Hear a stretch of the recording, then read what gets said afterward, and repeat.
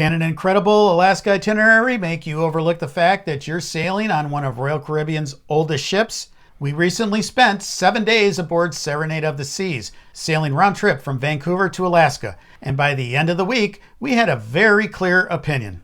That's right. There were things we genuinely loved, a few surprises, and several maintenance issues we think you should know before booking this cruise. So the big question is, does Serenade still offer a great Alaska cruise, or has this ship simply gotten too old? And by the end, we'll tell you exactly who we think this ship is best for and whether we would sail on her again.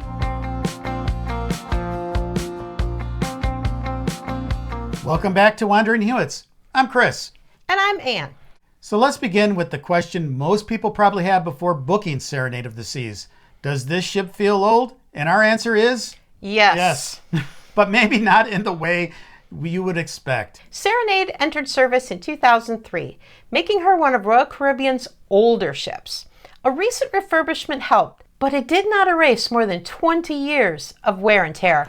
No, but the one thing we want to make clear, the ship never felt dirty. The crew was constantly cleaning, and Serenade was extremely well maintained in that respect. When we say it felt older, we mean wear and tear, dated finishes, and maintenance, not cleanliness. We noticed worn furniture, dated decor, doors and drawers that did not always close properly. None of it ruined the cruise, but it was noticeable. And the ship's age became more concerning when we experienced maintenance issues.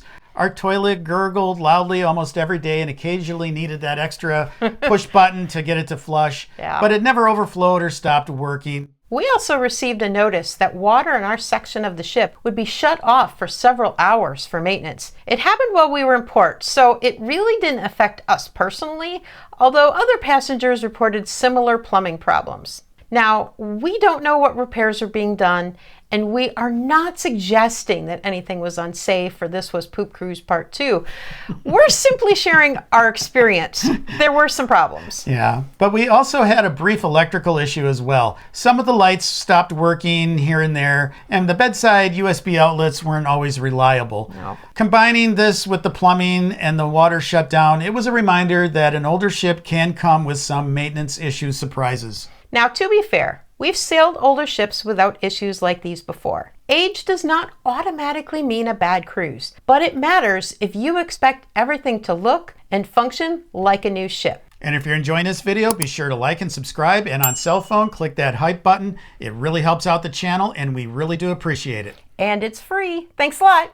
And one of Serenade's biggest strengths is the layout. After the first day or two, we rarely needed a deck map, and getting around the ship was really quick and easy. Oh, it really was. The centerpiece is the Centrum, an open atrium with glass elevators spanning several decks. Along with the ship's large windows, it creates a very bright and open feeling that works especially well when Alaska's scenery is passing outside. Now the downside is that the Centrum floor is small. Popular events like the 80s night, it fills up really quick. It sure did. And getting a good viewing spot meant getting there really early, like sometimes 20-30 minutes in advance. One of our favorite areas was the covered seating area behind the windjammer. Eating breakfast outside while mountains and waterfalls drifted past was a cruise highlight for me. If the weather cooperates, don't miss it. Overall, though, Serenade is clean, easy to navigate, and very well designed for scenic cruising. But the visible wear and maintenance issues made it impossible to forget that this is an older ship. And some of those strengths and weaknesses carried into our cabin. After a full day in Alaska, your cabin becomes your home away from home. Ours was comfortable, and storage was better than expected. We unpacked without feeling cramped. Now, some of the closet cubbies had kind of an odd layout, but after a couple of days, we found a place for everything. We loved the glass shower door, especially compared to those clingy shower curtains you sometimes get. Yuck. But the bathroom looked pretty dated, and the plumbing issue stayed in the back of our minds the entire trip. Now, the power outlets were limited. They had 2 standard outlets near the desk and an unreliable USB port on only one side of the bed. Only one. So we do recommend bringing a cruise-approved charging hub. I think it's almost a necessity on this ship. It really is. Now, despite these issues, the cabin was quiet the bed was comfortable, and we slept well. It's not modern or luxurious, but it does get the job done. Now, of course, one of the biggest questions on a cruise review is the food. And our opinion may be a little more mixed than some Royal Caribbean fans would expect. Now, if we had to describe the food in one word, it would be Average. Not bad. We've always found something to eat and enjoy, but few meals felt like they were truly memorable. The dining room was inconsistent. I had prime rib on the first night. It was stringy. And later in the cruise, I had a turkey dinner that was dry, although it came with some of the best stuffing I've ever had. I also really enjoyed the Caribbean shrimp. It was fantastic. And our server actually brought me seconds and I didn't even have to ask, which is really great. Yeah, and I enjoyed the lasagna, the fried chicken, and the chicken cordon bleu was really good as well. The menus did have enough variety, but few dishes made us say, I want to order that again. The Windjammer offered solid variety. Breakfast itself is a bit repetitive, but I guess there's only so far you can go with that. Lunch and dinner changed much more often.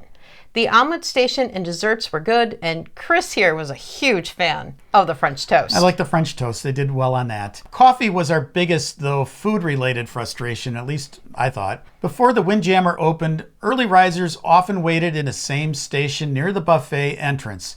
A few more self-serve coffee stations would have made the mornings much easier. Now, on this cruise, we did not try any of the specialty dining, and Serenade has fewer restaurant options than your newer Royal Caribbean ships. If gourmet dining is a priority, this may not be your ideal ship.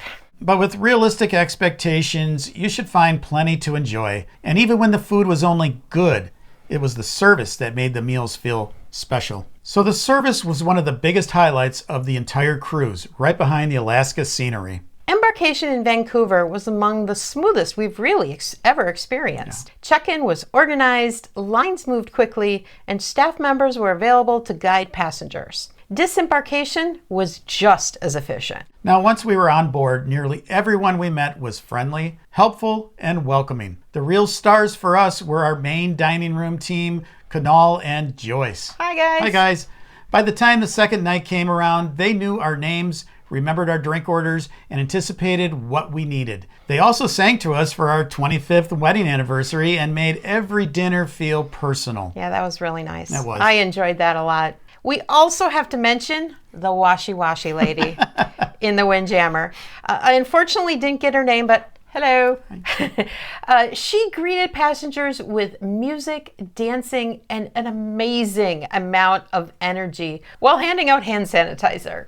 It sounds like a small detail, but she put people in a good mood even before they entered the buffet. Yeah, she was really a treat. And our room steward, Anna Cello, kept the cabin spotless and took excellent care of us. The crew consistently made us feel welcome, and their attitude helped offset several of this ship's shortcomings. After dinner, though, the experience became a little more inconsistent. So the entertainment was probably the category where we had the most mixed feelings.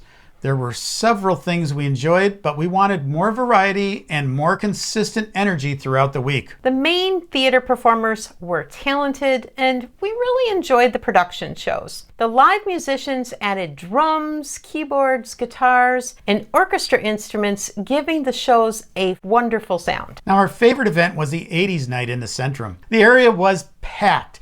People were dancing on multiple decks, singing along, and they were all fully involved. It was easily one of the most energetic moments on the entire cruise. We only wished the evenings had captured that same feeling a little bit more.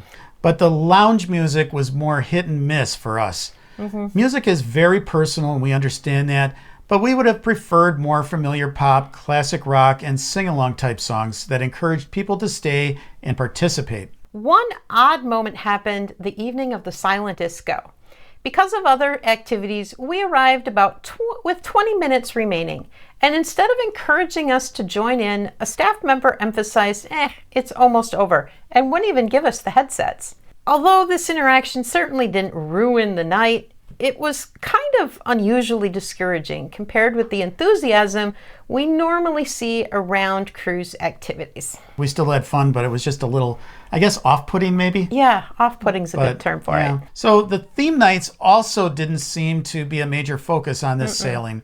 Normally you pack different outfits for different theme nights events like gala night or whatever, and you probably don't need to do that on this ship. No, it'll save some space in your luggage. We also took the galley tour, which was one of the more interesting daytime activities available on sea days. Seeing how the crew prepares thousands of meals and how much work goes in behind the scenes gave us a new appreciation for the operation and the hard work of the crew. I definitely recommend a behind the scenes tour if one is offered on your next cruise. So overall, the entertainment was enjoyable. We liked the production shows and the comedy, Love and Marriage, 80s Night, and several musical performances. But on an Alaska cruise, the destination is the ultimate main attraction. And this is where Serenade of the Seas delivered. Now, for many people, Alaska is a bucket list trip. If that is your main reason for considering Serenade, we have great news. The itinerary was excellent. We had a wonderful combination of scenic cruising, wildlife viewing, historic towns, and enough time at each port to experience each destination. Every stop felt different, which kept the week really interesting. Now, one logistical downside was that we docked at the furthest piers in both Juneau and Ketchikan. And what that meant was longer walks and in some cases, shuttle buses. It was manageable, but passengers with mobility concerns or private excursions should look closely at the dock locations and the transportation options. Yeah, some of those lines could get long. Now, our original itinerary included Tracy Arm Fjord, but it was changed because of a landslide. Instead, we sailed through Endicott Arm towards the Dawes Glacier. And in this case, we really didn't feel very disappointed at all. Endicott Arm was spectacular, with dramatic mountains, waterfalls, floating ice, and scenery in every direction. The one thing we felt was missing during our scenic cruising was more narration. Royal Caribbean had a naturalist on board who gave a really excellent presentation about Alaska's whales, but we wanted more commentary while sailing through the fjord, pointing out all the wildlife, history, and geology as we passed. That would have made the already beautiful experience even more meaningful. So the ship had some weaknesses, but the itinerary did exactly what we needed it to do. It gave us a memorable Alaska vacation, which brings us to our final question. Was it worth the money? So we paid about $2,000 total for an ocean view guaranteed cabin. That was for both of us. For 7 nights, that worked out to roughly $143 per person per day. We sailed in mid-June, and our fare was competitive for Alaska cruises at that time. And at that price, we believe the cruise offered a really good value. If your priority is sailing on Royal Caribbean's newest ship, Serenade is probably not the right fit. But if your priority is Alaska, a manageable size ship, good service, and a strong itinerary at a reasonable price, Serenade can deliver a very enjoyable and memorable vacation. So would we sail on Serenade of the Seas again? Yes, but only for the right itinerary, and it would have to be at the right price. Now, we want to hear from you. Would the maintenance issues that we experienced keep you from booking an older ship?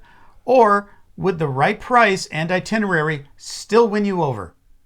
And if you've sailed on Serenade of the Seas, tell us whether your experience was similar or completely different. We read all of the comments, and your experiences can help other travelers decide whether this ship is right for them. So if you're planning an Alaska cruise, check out the rest of our Alaska series. We have detailed videos from Sitka, Juneau, Icy Strait Point, and Ketchikan, along with whale watching, Fortress of the Bears, and more tips to help you plan your trip. If this review helped you, please give us a thumbs up and subscribe. And turn on those notifications so you don't miss any of our future cruises and travel videos. If you're watching on a cell phone, give this video a hype. It's all free, and it really helps smaller channels like ours to grow. It really does.